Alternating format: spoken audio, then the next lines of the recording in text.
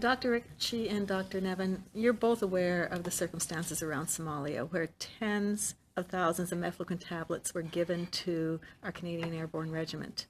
And in 2017, in the Canadian Armed Forces Surgeon General report, he said, the CAF members deploying to Somalia did not participate in the SMS study since the guidelines of the study were not compatible with the operational requirements to deploy to Somalia. And yet they still gave them to them. Not only did they give it to them, they were forced to use this drug. And this has resurfaced since 2016. Dr. Nevin, you know, one of the Canadian Airborne heard you speaking, and the realization came to his mind that this is what impacted me. And since then, this committee has heard tons of anecdotal evidence, plus more than that coming to my office, of these individuals, but they continue to be ignored. And we talk about anecdotal evidence. If you don't have it, you don't have a reason to do a study.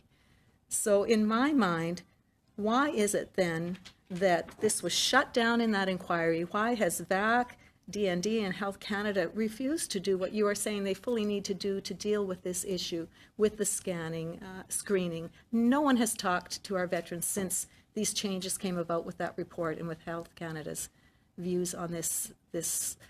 It's very, very frustrating to me, and I am not a veteran that was in those circumstances.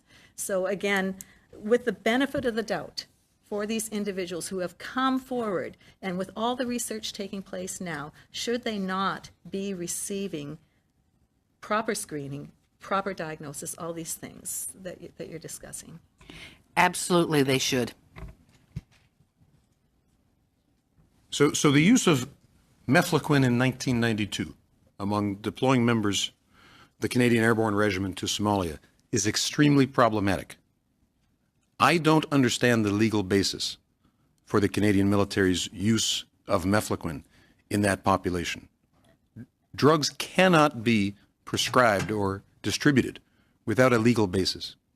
Now, the drug became available to the Canadian forces under the guise of an existing small-scale clinical research protocol that, up until that point, had resulted in the distribution of the drug to dozens of Canadian Forces personnel after having completed informed consent, after having reviewed information that included the warning to discontinue the drug at the onset of symptoms such as anxiety.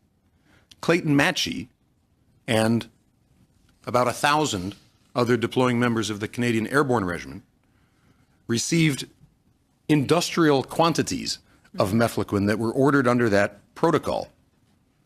And as the Canadian Forces readily admits, they had no intention of abiding by the terms of that clinical research study. So they were not victims of a botched clinical study. The clinical study was not being performed. The clinical study was the mechanism by which the Canadian Forces obtained industrial quantities of the drug that they otherwise could not have obtained.